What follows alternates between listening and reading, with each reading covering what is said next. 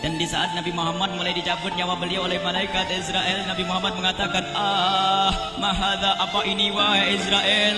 Malaikat Israel kemudian menjawab, "Ya Rasulullah, itu adalah sakaratul maut."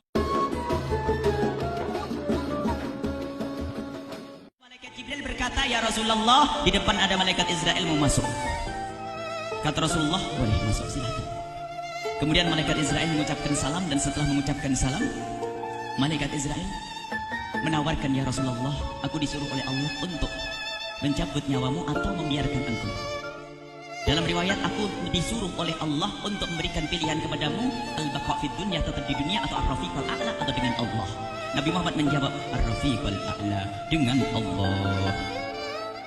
Kemudian setelah itu Nabi Muhammad berdoa agar umatnya selamat.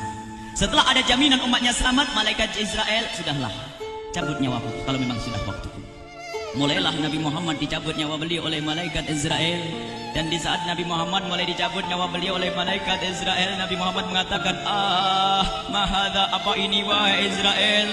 Malaikat Israel kemudian menjawab, "Ya Rasulullah, itu adalah sakaratul maut, itu adalah sakitnya di dalam kematian." Kemudian Nabi Muhammad mengangkat tangannya sambil berucap, "La ilaha illallah, inna lil mauti la sakarat." Tidak ada Tuhan selain Allah, sungguh di dalam kematian ada sakitnya, sakit kematian, yaitu sakaratul maut. Kemudian Nabi Muhammad memohon, "Ya Allah, Allahumma khafif alayya sakaratul maut." Ya Allah, ringankan sakaratul mautku ini, ya Allah. Dijawab oleh malaikat Israel, "Ya Rasulullah, itu sudah aku ringankan 70 kali." Nabi Muhammad menoleh, "Apa malaikat Israel? Sudah kau ringankan 70 kali keringanan?" "Iya ya Rasulullah, sungguh aku tidak pernah mencabut seorang hamba lebih lembut dari cara mencabut nyawamu. Ini sudah aku ringankan 70 kali. Setelah itu justru Nabi Muhammad menangis, "Israel, 70 kali rasanya masih sakit." "Iya ya Rasulullah, memang itu sakaratul maut." "Lalu bagaimana engkau mencabut umatku, wahai Israel?" Allah, yang diingat siapa? Umat. Kalau engkau mencabutku dengan ringan seperti ini masih sakit, bagaimana engkau mencabut umatku, ya Israel? Dijawab oleh malaikat Israel, "Umatmu manusia biasa, ya aku cabut." "Ya Rasulullah, begitu saja." "Ya sudah, begitu habis." Nabi Muhammad menangis. Tiba-tiba Nabi Muhammad mengangkat tangan dan memohon kepada Allah, "Allah, Allah, inna lil mauti la sakarat, la ilaha illallah, inna lil mauti la sakarat." Sungguh di dalam kematian ada sakaratul maut. Allahumma khaffif ala ummati sakarat maut. Ya Allah, ringankan dari umatku sakaratul maut, wal thaqqil alayya, dan bebankan kepadaku. Sampai tidak sadar doanya Nabi Muhammad seperti itu. Thaqqil alayya itu doa cinta. Seorang ibu yang pernah punya anak, tuh lihat kalau doa Rasulullah ini masih dilakukan. Bagaimana Rasulullah bisa doa begitu? Itu bahasa cinta yang tidak bisa diterjemahkan dengan oleh akal. Seorang ibu kadang-kadang, ibu yang di belakang, ibu mau dikasih sakit oleh Allah? Mau, Bu? Ibu jauh sekali. Ibu mau dikasih sakit? Jawabnya tidak mau. Tapi suatu ketika seorang ibu melihat anaknya sakit, ngomong, "Sudahlah nak, jangan kamu yang sakit, biar ibu yang sakit." Ada atau tidak? Nah, kenapa ngomong begitu? Itu bahasa cinta itu. Tidak rela kalau anak ini sakit, biar aku saja yang sakit. Itu yang dirasakan Rasulullah. Sakaratul maut begitu sakitnya, membayangkan betapa sakitnya umat Nabi Muhammad di saat dicabut nyawa beliau. Maka Rasulullah mengatakan, "Ya Allah, ringankan sakaratul maut dari umatku, bebankan kepadaku saja ya Allah." Wala sawfa yu'tika fatarda. Permintaan Nabi Muhammad tidak ditolak oleh Allah, dikabul dan dikabul, wahai Muhammad. Sallu ala Nabi Muhammad.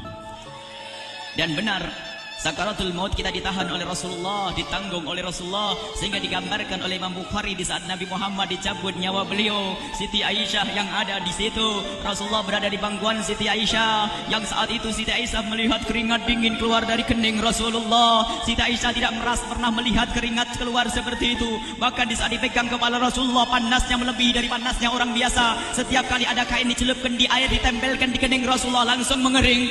Saat itu Nabi Muhammad mengucapkan kalimat la ilallah inna lil mauti la sakarat. Kemudian Nabi Muhammad berpesan dengan banyak pesan, dan di antara pesan Rasulullah adalah akri minni ala ummati salam, akri minni salam ala ummati wa ala man ittaba'ani wa ala man tabi'ani min ila yaumil qiyamati. Aku titip salam kepada umatku dan orang yang mengikutiku sampai hari kiamat. Sadari salam Rasulullah.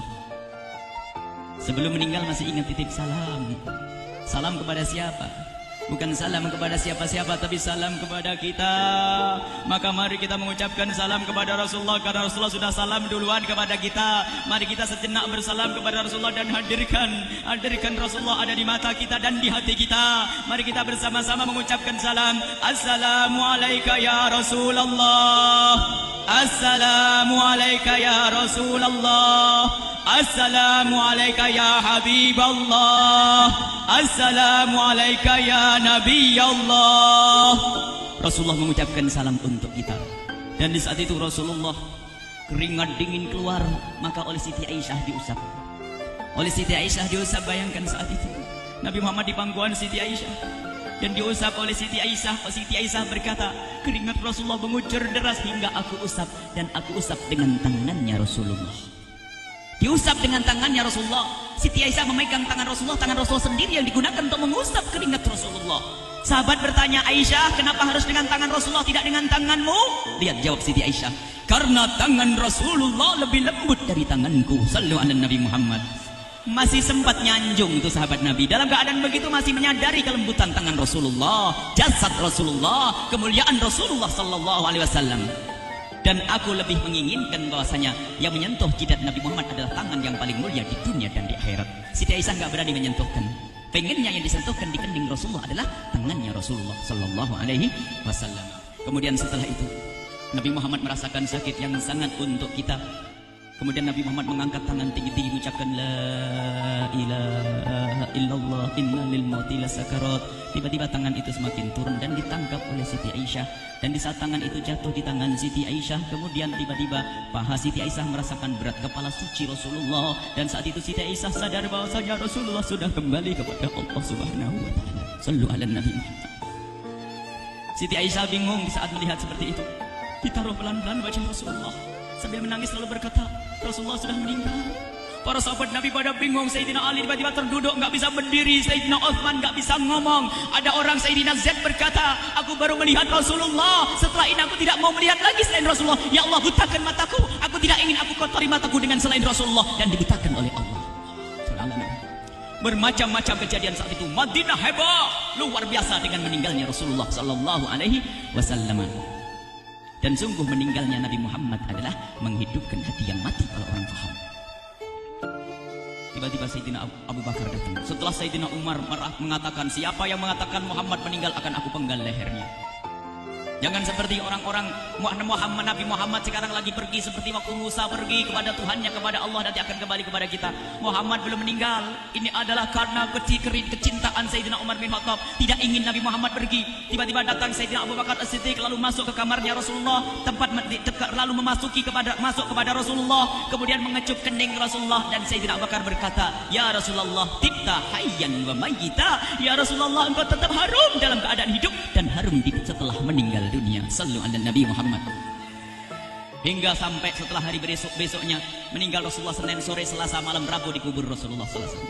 Setelah dikubur, Sayyidat Fatimah bertanya kepada Sayyidina Abdullah ibn Abbas, Sayyidina Anas, wahai Anas, hai Anas, sambil menangis Sayyidat Fatimah Zahra, hai Anas, bagaimana engkau tega? Atabat anfusukum an tahtu ra'sa Rasulillah. Apakah engkau rela menaburkan debu di atas kepala Rasulullah? Sayyidina Anas menangis kaget, ya wahai binta Rasulullah, kalau kami tidak dilupakan oleh Allah, niscaya tidak ada yang bisa mengubur Rasulullah. Jadi saat itu dilupakan oleh Allah, sehingga mereka tidak menyadari melakukan itu semua. Kalau mereka sadar, tidak akan bisa mengubur Rasulullah sallallahu alaihi wasallam. Ini yang diungkapkan oleh Sayyidina Anas, kalau seandainya kami tidak dilupakan oleh Allah, niscaya kami tidak akan mampu mengubur Rasulullah sallallahu alaihi wasallam. Kami yang hadir di sini, ya Allah, ingin senantiasa hadir di hati kami kekasihmu Nabi Muhammad. Maka kami mohon, ya Allah, jadikan kekasihmu Nabi Muhammad yang akan, ya Allah, yang akan mendampingi kami kelak saat kau cabut nyawa kami, seperti yang kau wahyukan kepada kekasihmu Nabi Muhammad. Wa abshiru bil jannati, semua hamba yang beriman akan menyaksikan surga, ya di saat dicabut nyawa mereka. Dan surga, di tempat surga itu yang paling mulia adalah Nabi Muhammad. Maka kami mohon, ya Allah, saat kau cabut nyawa kami, ya Allah, hadirkan Nabi Muhammad di hati kami, Allah.